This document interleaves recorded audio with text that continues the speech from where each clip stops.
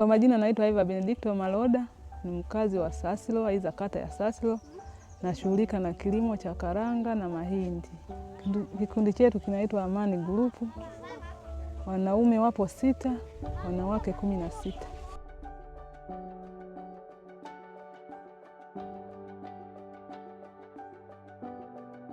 Wawezeshaji wetu walienda kwenye mafunzo, ndio wakaja na wenyewe kina dada zao wakaja kutufunza.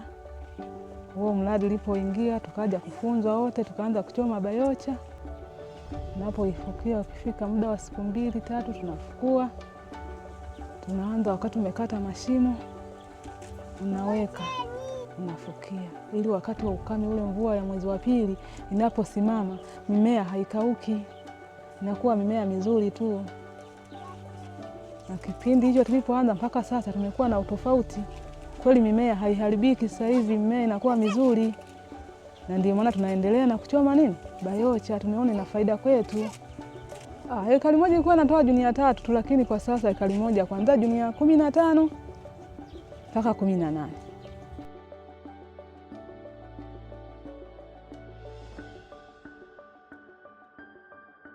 Walimuona kwa sababu kituo kipo kwangu cha kuchomea bayocha.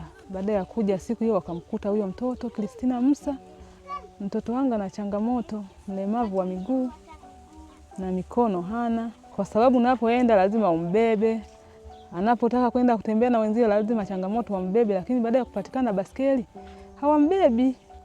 Akitaka kwenda wapi anaenda, akitaka kwenda kanisani ananawa tuna kumpakia na kwenda. Akitaka kwenda shule wanampakia tu kwenye baskeli anaenda. Kristina na miaka 8. Maendeleo yake ya shule kweli ndio hayo yapo, ila kuna changamoto. Walimu wamesema pale choo uwezekano hawana, inatakiwa huyu mtoto akaishi kwenye shule za bwenini. Akitaka kwenda kwenye haja hamna mwenye kwenda kumtazamia huko mpaka amalize haja arudi. Ndio maana walimu wamesema huyu mtoto sio wa kwetu hapa, mtoto wa kukaa bwenini. Waliniambia shule moja ipo Singida Ikungi, moja ipo Morogoro. Sasa hiyo sehemu tu nimesahau.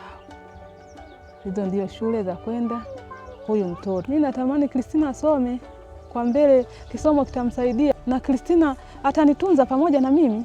Mabadiliko yapo tu makubwa kwa sababu sasa hivi simbebi. Wenzie wanamlea si yupo kwenye baskeli. Na maana mimi sasa hivi nafanya shughuli zangu tu kwa urahisi, lakini kipindi bado sina baskeli nilikuwa na changamoto mpaka wanafunzi waje ndio nimwache niende kwenye shughuli.